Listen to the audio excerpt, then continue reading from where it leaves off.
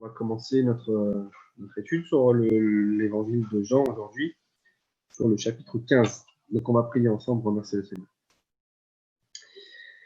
Seigneur de gloire, je te rends grâce, Seigneur, merci pour ta fidélité envers nous, Seigneur. Tu es présent au milieu de nous ce soir, Seigneur, encore pour ce partage de ta parole, Seigneur. Je te prie de nous conduire par ton Esprit Saint, Seigneur, à travers cette portion de ta parole que nous allons lire aujourd'hui, Seigneur. Merci de nous parler, de parler à nos cœurs et de nous enseigner, Seigneur. Nous nous attendons à toi, Seigneur, en cet instant. Nous attendons à ta parole, Seigneur, à ta grâce, Seigneur. Conduis-nous par ton Saint-Esprit. Je te rends grâce, je te remercie en cet instant, au nom de Jésus. Amen. Amen. Gloire au Seigneur. Donc, on va lire le chapitre 15 de l'évangile de Jean. Je vous invite à prendre votre Bible dans l'évangile de Jean, au chapitre 15. Je vais lire tout de suite. L'évangile de Jean, chapitre 15. Je suis le vrai cep, et mon Père est le vigneron. Tout sarment qui est en moi et qui ne porte pas de fruit, il le retranche, et tout sarment qui porte du fruit, il l'émonde, afin qu'il porte encore plus de fruits. Déjà vous êtes purs à cause de la parole que je vous ai annoncée. Demeurez en moi, et je demeurerai en vous, comme le sarment ne peut de lui-même porter du fruit s'il ne demeure attaché au cep. Ainsi, vous ne le pouvez non plus si vous ne demeurez en moi. Je suis le cep, vous êtes les sarments. Celui qui demeure en moi et en qui je demeure porte beaucoup de fruits, car sans moi vous ne pouvez rien faire. Si quelqu'un ne demeure pas en moi, il est jeté dehors comme le sarment, et il sèche. Puis on ramasse le sarment et on les jette au feu, et il brûle. Si vous demeurez en moi et que mes paroles demeurent en vous, demandez ce que vous voudrez, et cela vous sera accordé. Si vous portez beaucoup de fruits, c'est ainsi que mon Père sera glorifié et que vous serez mes disciples. Comme le Père m'a aimé, je vous ai aussi aimé. Demeurez dans mon amour. Si vous gardez mes commandements, vous demeurerez dans mon amour. De même que j'ai gardé les commandements de mon Père et que je demeure dans son amour. Je vous ai dit ces choses afin que ma joie soit en vous et que votre joie soit parfaite. C'est ici mon commandement. Aimez-vous les uns les autres comme je vous ai aimé. Il n'y a pas de plus grand amour que de donner sa vie pour ses amis. Vous êtes mes amis. Si vous faites ce que je vous commande, je ne vous appelle plus serviteur, parce que le serviteur ne sait pas ce que fait son maître. Mais je vous ai appelé ami parce que je vous ai fait connaître tout ce que j'ai appris de mon Père. Ce n'est pas vous qui m'avez choisi, mais moi, je vous ai choisi. Et je vous ai établi afin que vous alliez et que vous portiez du fruit, et que votre fruit demeure, afin que ce que vous demanderez au Père en mon nom, il vous le donne. Ce que je vous commande, c'est de vous aimer les uns les autres. Si le monde vous hait, sachez qu'il m'a haï avant vous. Si vous étiez du monde, le monde aimerait ce qui est à lui. Mais parce que vous n'êtes pas du monde et que je vous ai choisi du milieu du monde, à cause de cela, le monde vous hait. Souvenez-vous de la parole que je vous ai dite. Le serviteur n'est pas plus grand que son maître. S'ils m'ont persécuté, ils vous persécuteront aussi. S'ils ont gardé ma parole, ils garderont aussi la vôtre. Mais ils vous feront toutes ces choses à cause de mon nom, parce qu'ils ne connaissent pas celui qui m'a envoyé. Si je n'étais pas venu et que je ne leur eusse point parlé, ils n'auraient pas de péché, mais maintenant ils n'ont aucune excuse de leur péché. Celui qui me hait est aussi mon Père.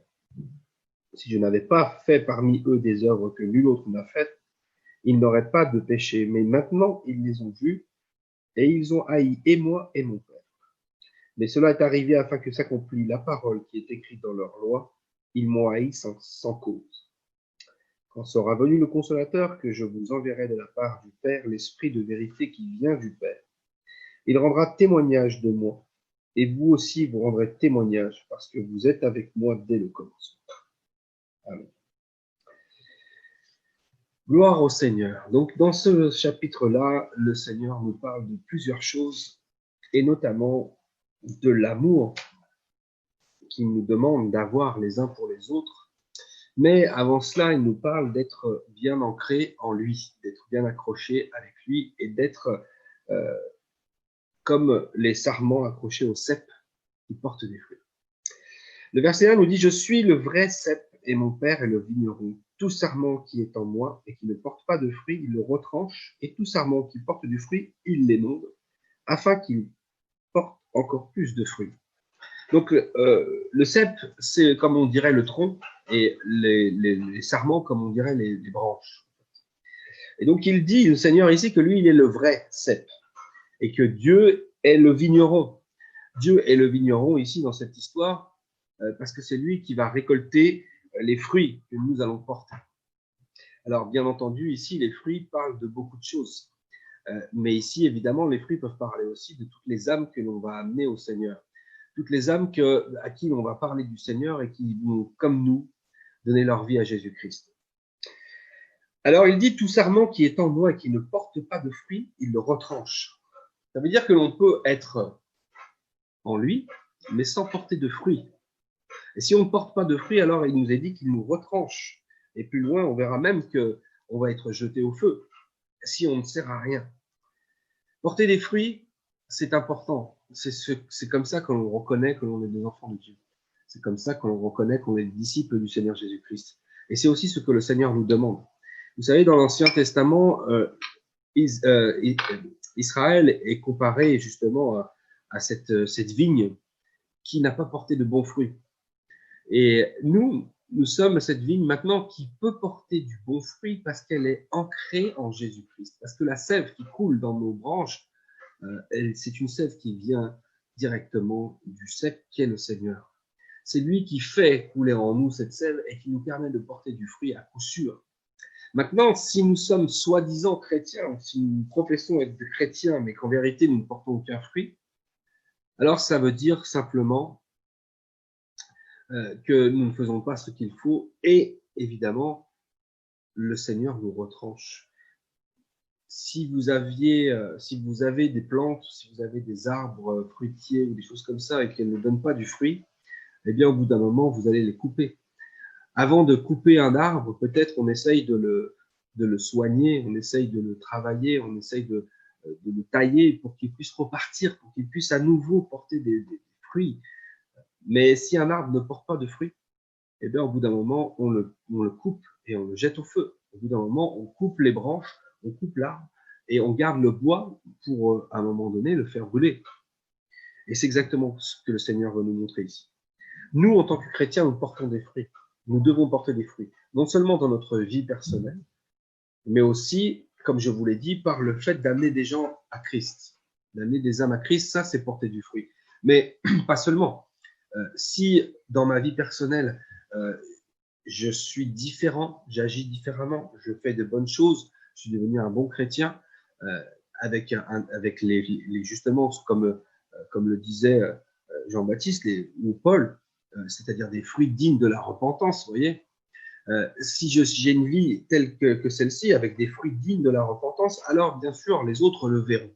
Alors ceux qui m'entourent verront mon témoignage et ils seront touchés. Et les fruits que je porterai dans ma propre vie personnelle me permettront d'avoir des fruits dans ma vie d'évangéliste, c'est-à-dire que d'autres personnes viendront au Seigneur.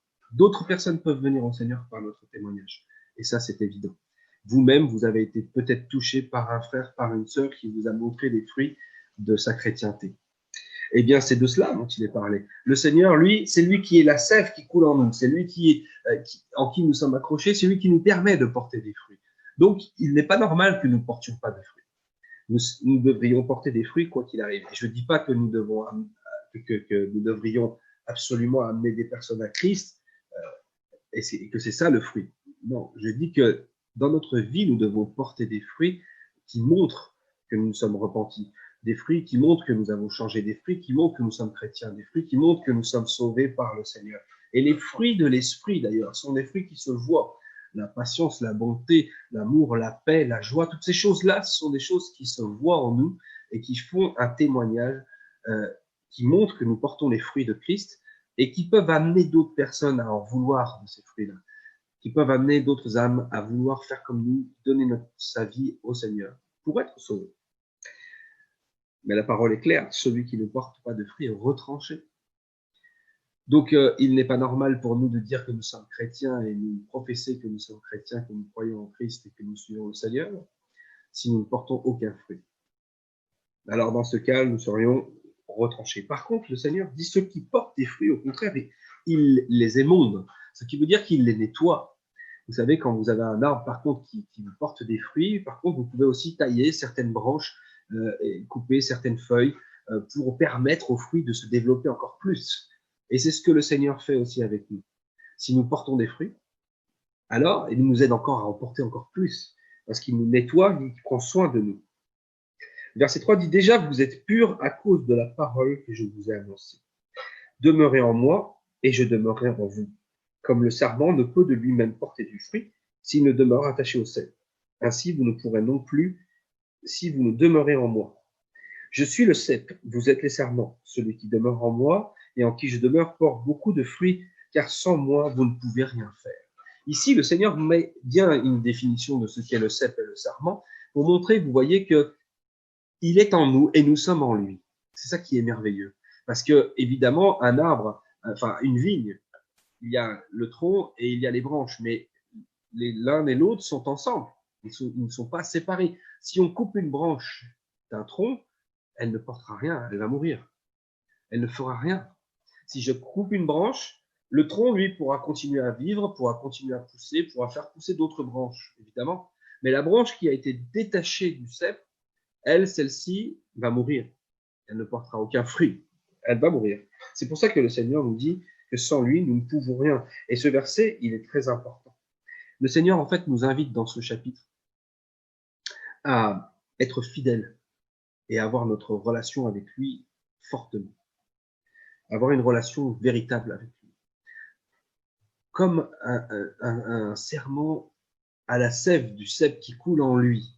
Comme le serment est attaché au cep et qu'ils sont inséparables et qu'ils vivent l'un avec l'autre. De cette manière-là, le Seigneur nous conseille d'être avec lui.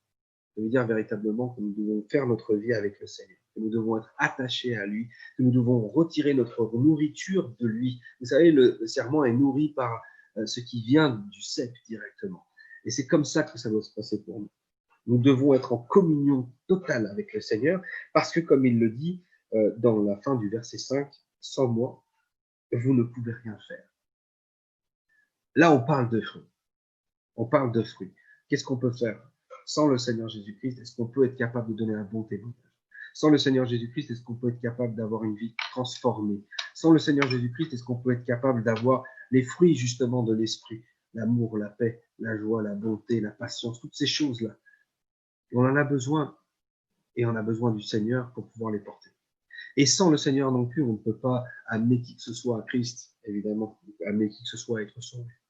Le verset 6 dit, si quelqu'un ne demeure pas en moi, il est jeté dehors, comme le sarment, et il sèche. Puis on ramasse les sarments, on les jette au feu, et on les brûle. Si vous demeurez en moi, et que mes paroles demeurent en vous, demandez ce que vous voudrez, et cela vous sera accordé. Encore, comme il nous est dit dans les chapitres précédents, dans celui-ci aussi, il nous est dit cela. Si on garde sa parole, alors il nous donnera ce qu'on lui demandera. Et ça, c'est merveilleux. Si quelqu'un ne demeure pas en moi, il est jeté dehors, comme il est dit ici, comme on l'a vu précédemment. Si on ne demeure pas en Christ, alors on sera destitué. C'est pas parce qu'on est sauvé, parce que le Seigneur nous a sauvés, qu'on a accepté le Seigneur Jésus-Christ, qu'on est sauvé aujourd'hui, que demain, on ne va pas retourner dans le monde en oubliant le Seigneur. Et si on fait une telle chose, alors on sera jeté, on sera rejeté. Et évidemment, c'est pour ça qu'il faut rester en Christ, qu'il faut demeurer en lui. Sinon, bien sûr, ce qui nous arrivera, c'est de sécher et un jour de brûler. Vous savez comment.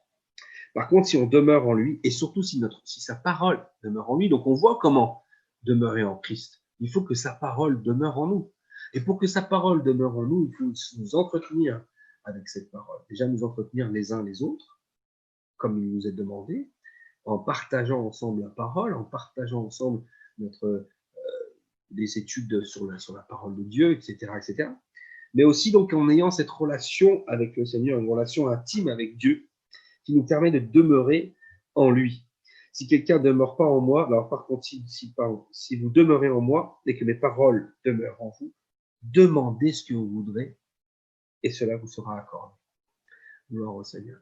De garder la parole de Dieu en nous permet d'être accroché à lui.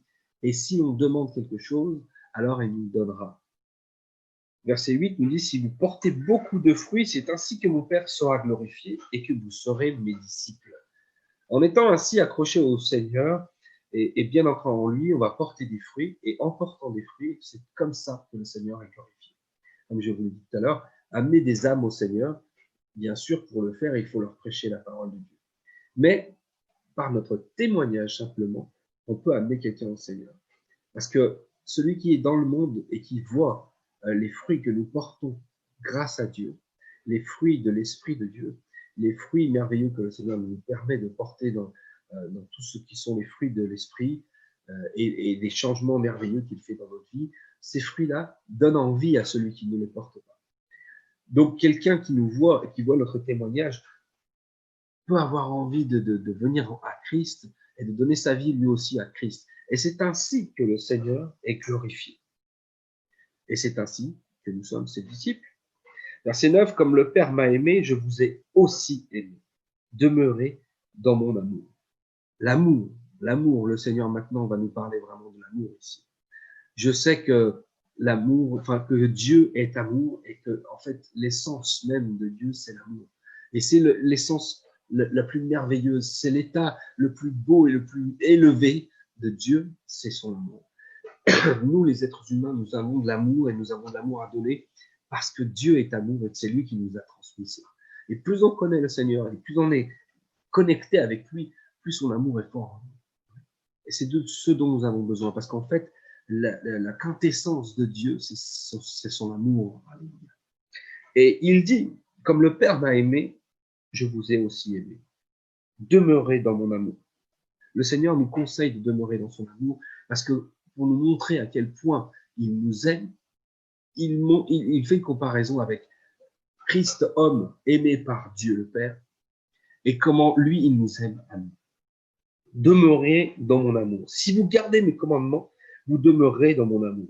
De même que j'ai gardé les commandements de mon Père et que je demeure dans son amour. Regardez bien une chose, c'est qu'ici, donc, il nous montre comment Jésus-Christ, homme, lui, est demeuré dans l'amour de Dieu en suivant ses commandements. Il nous dit à nous de demeurer dans ses commandements pour demeurer dans son amour, de garder ses commandements pour pouvoir avoir son amour. Et la comparaison est faite avec cet homme, Jésus-Christ, qui lui a été obéissant jusqu'à la mort de la croix, nous dit la parole de Dieu. Jésus, bien évidemment, a obéi aux commandements, les commandements que lui-même avait donnés, puisqu'il est la parole de Dieu. Mais en tant qu'homme, il nous a montré qu'il était possible de vivre sans péché, qu'il était possible de vivre une vie sainte. Bien sûr, il est Dieu et lui, il est saint. Personne n'est comparable à lui, évidemment. Mais par contre, il nous montre quelque chose. Cet amour parfait de Dieu pour Christ, nous pouvons le recevoir nous aussi si nous gardons ses commandements. Et comment est-ce que Christ a été aimé de la sorte? Parce qu'il a complètement gardé les commandements. Et il a fait exactement ce qu'il devait faire en accomplissant la parole et en obéissant parfaitement à Dieu. De la même manière, si nous gardons les paroles de Jésus-Christ, si nous gardons les paroles du Seigneur, alors nous recevrons son amour pleinement. Et c'est de ça dont il veut nous parler. Verset 11, je vous ai dit ces choses afin que ma joie soit en vous et que votre joie soit parfaite. Alléluia. Si nous réussissons à comprendre cela, qu'en vérité, donc, pour être pleinement dans la paix, pour être pleinement dans la joie, pour être pleinement dans l'amour de Dieu, il faut simplement garder ses paroles, garder ses commandements. Si nous comprenons cela, alors nous recevons une joie qui est complète, une joie qui est parfaite. Non seulement le Seigneur, lui, est dans la joie de nous voir suivre ses commandements, mais nous-mêmes, nous recevons cette même joie de suivre ses commandements.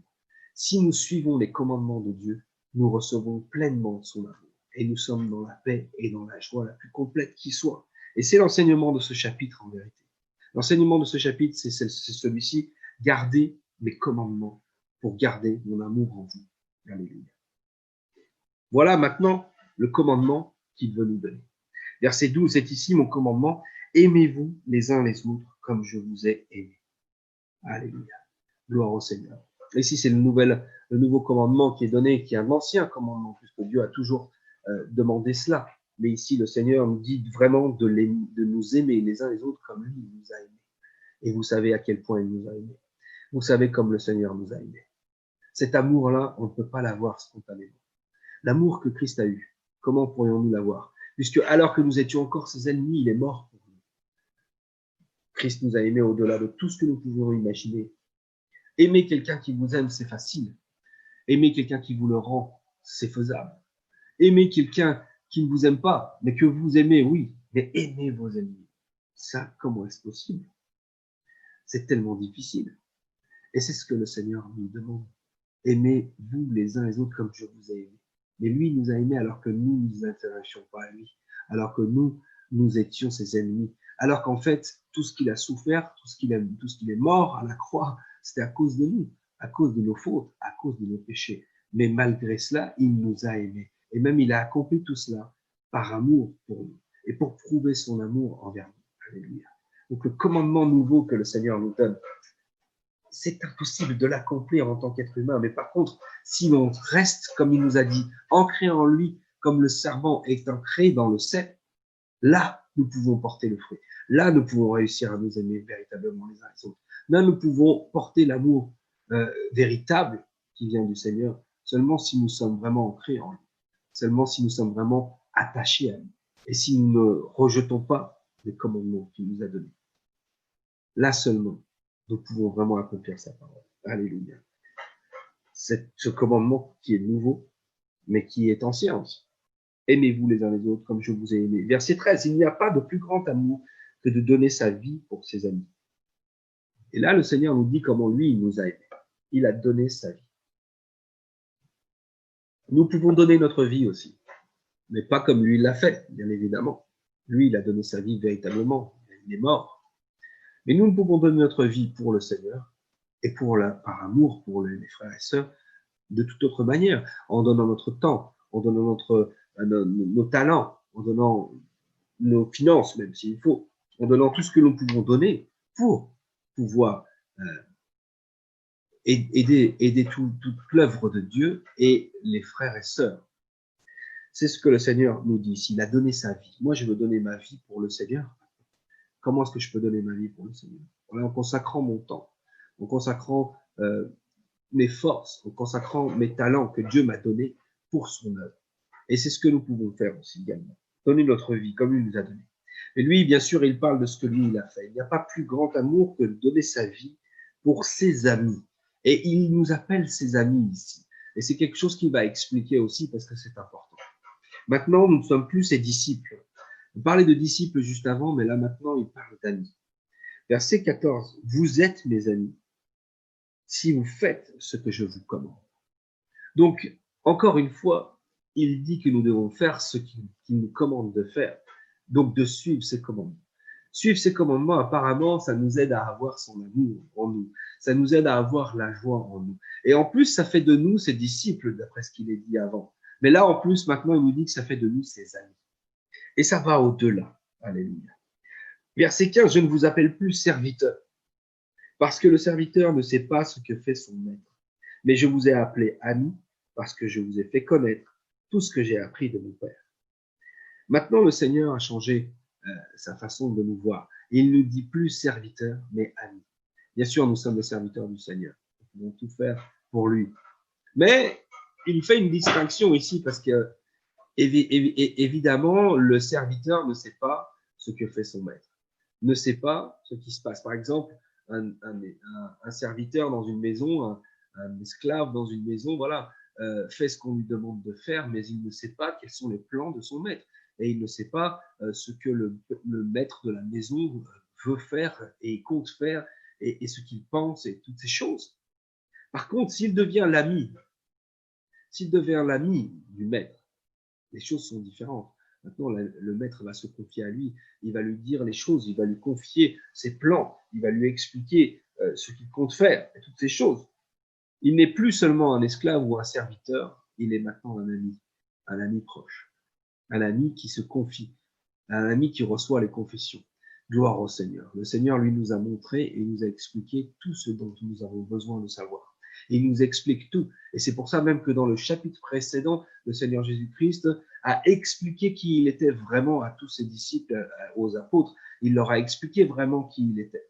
Il est Dieu Tout-Puissant. Il leur a fait connaître ces choses-là. Mais il leur fait aussi connaître ses plans. Il leur fait connaître aussi ce qui va arriver. Il leur a dit qu'il allait aller à la croix et qu'il allait mourir pour sauver l'humanité. Il leur a expliqué tout ça. Mais il les a prévenus de comment ça allait se passer.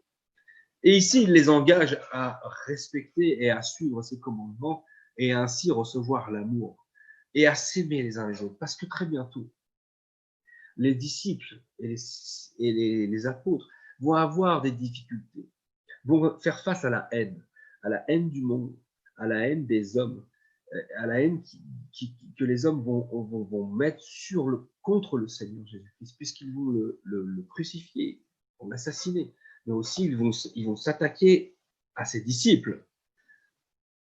Ils vont peut-être essayer aussi de semer la discorde au milieu d'eux. Ça va être facile pour eux de se disputer entre eux, les uns contre les autres, parce que là, ils vont être persécutés, ils vont être rejetés, ils vont être chassés, ils vont être persécutés sur tous les points. Donc, il serait facile pour eux de ne plus, d'être en désaccord et de se battre les uns contre les autres. Mais le Seigneur, avant que tout cela arrive, leur dit: aimez-vous les uns les autres. Il leur parle d'amour, il leur donne son amour. Et il leur parle de ce que lui, il a fait pour prouver son amour. Il a donné sa vie. Alors, il leur montre même maintenant à eux qui, aujourd'hui, n'auront plus besoin de donner notre vie véritablement, parce que nous ne sommes pas persécutés à ce point, mais je crois que les apôtres ont pu très bien donner leur vie les uns pour les autres, en faisant un sacrifice véritable de leur vie, parce qu'ils ont été persécutés vraiment jusqu'à la mort. Donc, très bientôt, peut-être, certains vont donner leur vie pour les autres. Amen.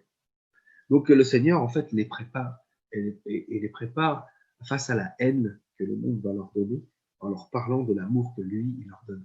Et en l'amour qu'ils peuvent avoir en eux s'ils restent ancrés et s'ils gardent les commandements du Seigneur. Alléluia. Mais il leur dit maintenant: tout ce que je vous dis, tout ce que je vous apprends, je vous l'apprends parce que vous êtes mes amis. Verset 16, il dit: ce n'est pas vous qui m'avez choisi, mais moi, je vous ai choisi et je vous ai établi, afin que vous alliez et que vous portiez du fruit, et que votre fruit demeure, afin que afin que ce que vous demanderez au Père en mon nom, il vous le donne. Ce que je vous commande, c'est de vous aimer les uns les autres. Donc le Seigneur ici explique que c'est lui qui nous a établis. Donc s'il nous a établis, s'il nous envoie, et s'il nous permet même de porter des fruits, alors on n'a rien à craindre. Parce que les choses ne viennent pas de nous-mêmes. Nous ne sommes pas seuls, nous ne partons pas seuls dans cette bataille contre la haine du monde. Avec l'amour de Dieu, nous allons vaincre. Alléluia. Et nous ne venons pas les mains vides, nous venons remplis de l'amour du Seigneur. Donc l'amour du Seigneur face à la haine du monde est victorieux. Alléluia. Et ce que le Seigneur veut donner ici, c'est moi qui vous ai choisi, c'est moi qui vous envoie, c'est moi qui vous établis. Alléluia. Et vous allez porter du fruit. Et votre fruit va demeurer. Alléluia. Et il dit encore une fois: afin que ce que vous demanderez au Père en mon nom, il vous le donne. Ce que je vous commande, c'est de vous aimer les uns les autres. Alléluia. Le meilleur fruit que nous pouvons porter, en vérité, c'est le fruit de l'amour. Parce que c'est le fruit le plus élevé. C'est la chose la plus élevée en Dieu.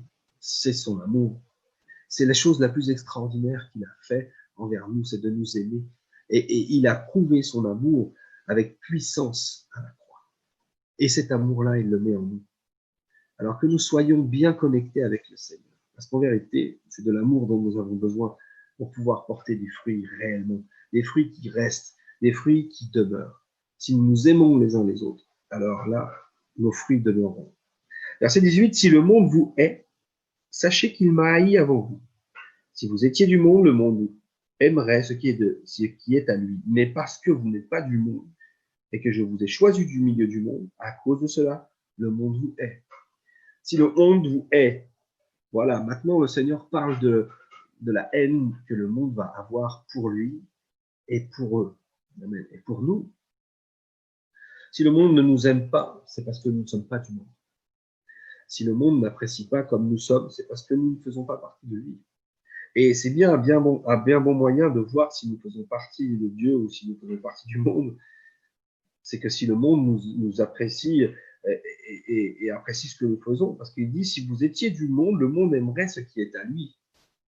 Bien sûr, si nous vivons dans ce monde comme tous les autres, en parlant, en agissant et en faisant les choses que tous font, alors nous serions partie du monde et tout le monde nous accepterait facilement. Seulement, nous sommes rejetés.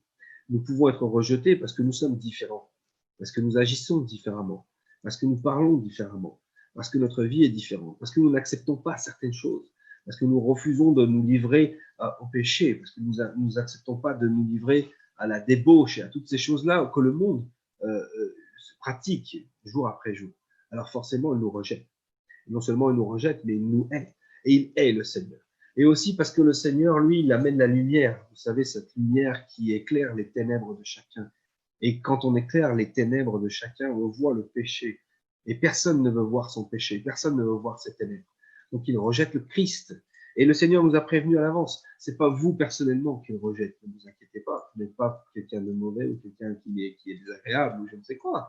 C'est moi-même qui le rejette. C'est le Christ qui le rejette. Il nous rejette parce ce monde a rejeté d'abord le Seigneur. Alléluia. Si le monde vous hait, sachez qu'il m'a haï en premier, qu'il m'a haï avant vous.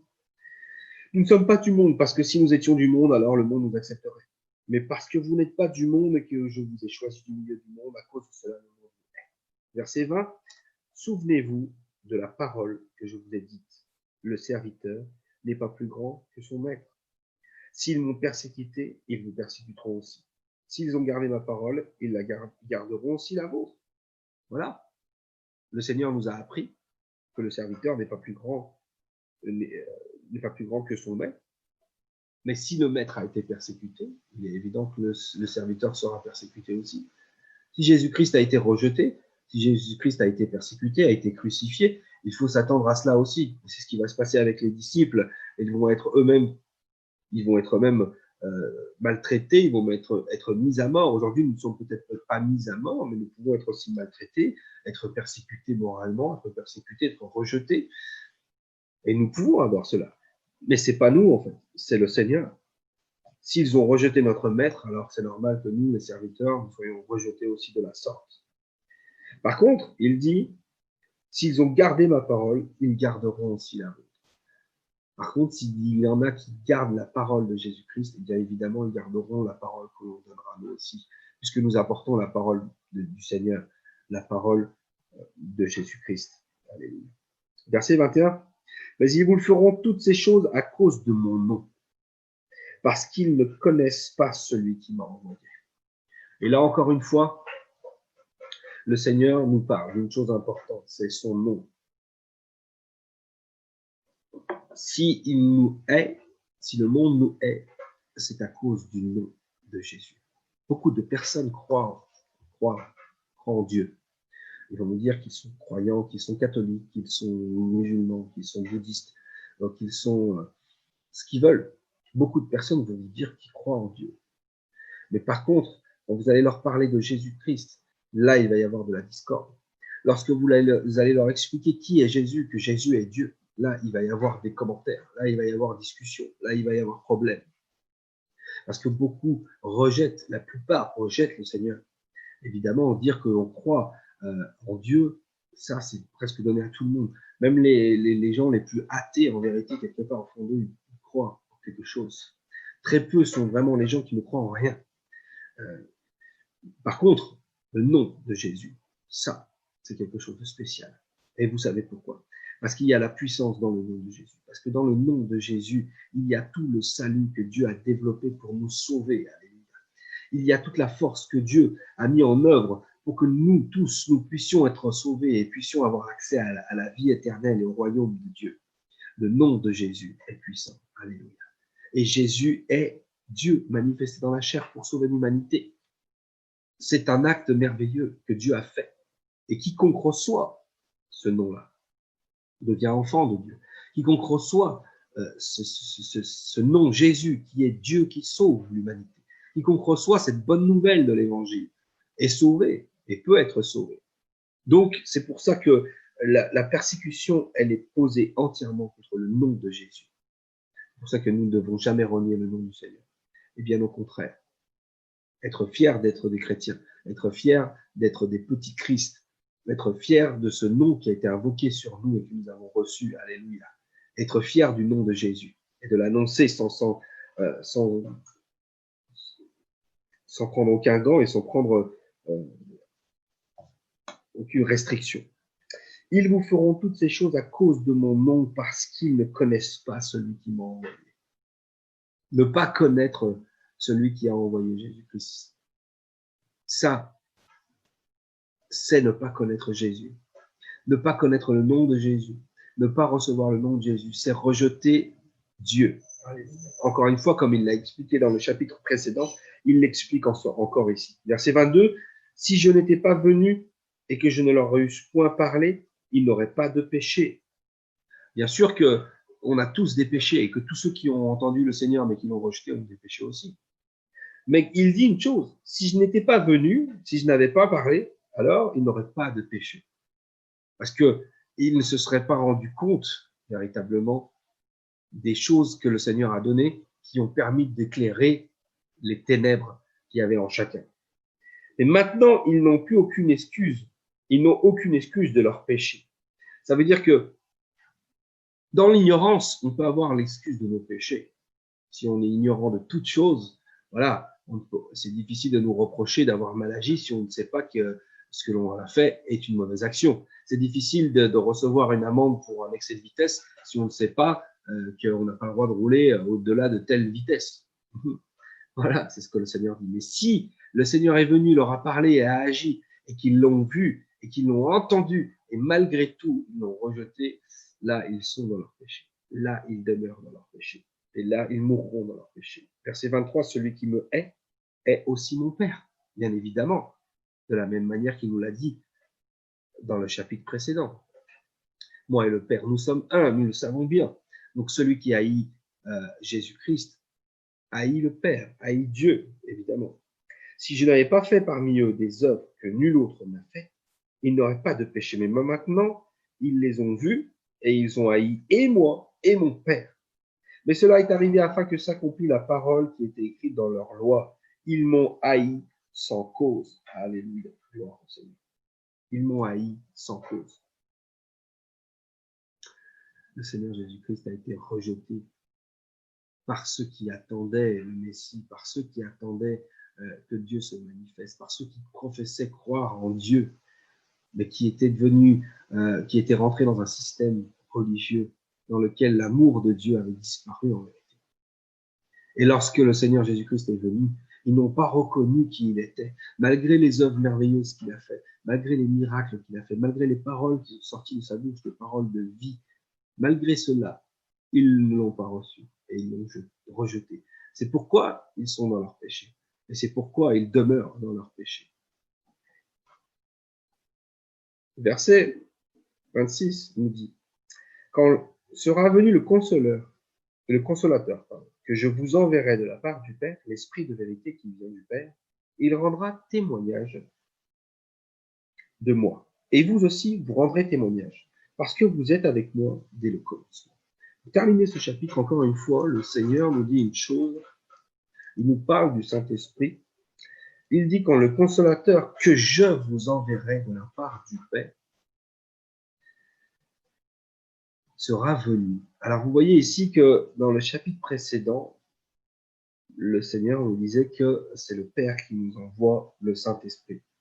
Ici, si vous voulez, on peut regarder le verset 16 du chapitre 14, « Et moi je prierai le Père et il vous donnera un autre consolateur, afin qu'il demeure éternellement avec vous, l'Esprit de vérité. » Amen.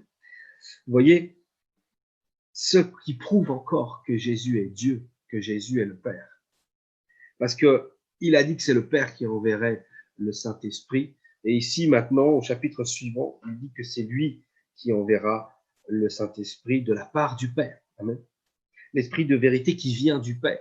Bien évidemment qu'il n'y a qu'un seul esprit, l'Esprit de Dieu. Dieu est esprit. Amen. Le Saint-Esprit, c'est l'Esprit de Dieu. C'est l'Esprit qui vient de Dieu. Alléluia. Et c'est l'Esprit qui est envoyé par Dieu. Alléluia. On peut avoir aucun doute sur le fait que Jésus est Dieu et que c'est lui qui vient en nous. Et c'est son Esprit qui vient en nous. Alléluia. En fait, tout cela est facilement compréhensible pour nous si nous avons bien compris qu'il n'y a qu'un seul Dieu et que ce Dieu s'est manifesté de différentes manières, mais que Jésus est la manifestation la plus magnifique de Dieu, mais qu'il est Dieu, avant toute chose. Alors, il nous dit encore une fois ici que lorsque le Saint-Esprit sera en nous, il témoignera de Jésus, et nous, donc, du coup, nous pourrons rendre témoignage. Et il dit, parce que vous êtes avec moi dès le commencement. Le Seigneur, ici, dans ce chapitre, il nous a parlé de rester en lui, de rester connecté avec lui, de rester ancré en lui, afin que son amour puisse nous être transmis et que par son amour, nous puissions porter des fruits. Alléluia. C'est très important de comprendre bien cette parole, parce que tout ce chapitre nous montre cela. En vérité, ce chapitre sert à nous faire comprendre, à nous les chrétiens, que nous devons rester ancrés en Jésus-Christ et que nous devons porter du fruit par lui. Nous ne pouvons rien sans lui. Rappelez-vous cette parole qui a été dite dans ce chapitre. Sans lui, nous ne pouvons rien faire. Et c'est pour ça qu'il a envoyé son Saint-Esprit, afin qu'il puisse demeurer en nous. Alléluia. Qu'il puisse être en nous et que son amour puisse être puissant en nous. Alléluia. Que nous puissions être conduits, que toutes nos paroles, nos actions, nos gestes, nos faits soient dictés par le Seigneur lui-même. Alléluia. Et conduits par l'Esprit de Dieu. C'est le seul moyen pour nous de pouvoir donner de bons fruits. Parce que naturellement, l'homme porte de mauvais fruits. Naturellement, notre cœur est dur, notre cœur est froid, et nous ne pouvons pas porter de bons fruits. Sans le Seigneur, nous ne pouvons rien faire. Mais avec lui, par contre, oui, nous pouvons le faire. Oui, Israël était appelé la vigne de Dieu, mais cette vigne-là n'a jamais pu porter de fruits. Cette vigne-là n'a jamais pu porter de bons fruits, mais à sa décharge, l'Esprit de Dieu n'était pas en elle, ou du moins n'était pas éternellement en elle. Mais pour nous maintenant les chrétiens, cela est possible, parce que Jésus-Christ a envoyé son Esprit Saint, et que nous pouvons le recevoir aujourd'hui. Ce chapitre-là nous dit de rester connectés avec lui, de garder ses commandements, de garder sa parole, et par elle, nous pourrons porter des fruits, nous pourrons garder l'amour de Dieu, la paix de Dieu, la joie de Dieu, et ainsi porter des fruits qui vont demeurer pour l'éternité. Frères et sœurs, nous devons réclamer à notre Seigneur qu'il nous remplisse de son Esprit Saint, parce que c'est ce dont nous avons besoin. Ici, le Seigneur va bientôt partir à la croix, mais avant cela, il a prévenu. Il a dit, ces choses-là, je vous les dis avant qu'elles arrivent. Le Seigneur nous prévient, en fait. Sans lui, nous ne pouvons rien faire. Difficile d'être un bon chrétien et de porter de bons fruits sans le Seigneur Jésus-Christ. Alors, on va prier aujourd'hui, on va remercier le Seigneur. Et on va lui demander de nous remplir de son Esprit Saint, de nous remplir entièrement jusqu'à ce que nous débordions de son Esprit Saint. Alléluia. Afin qu'on puisse vraiment porter des fruits. Non pas par nous-mêmes, parce que par nous-mêmes, nous ne faisons pas grand-chose, mais par lui. Alléluia. Par le Seigneur.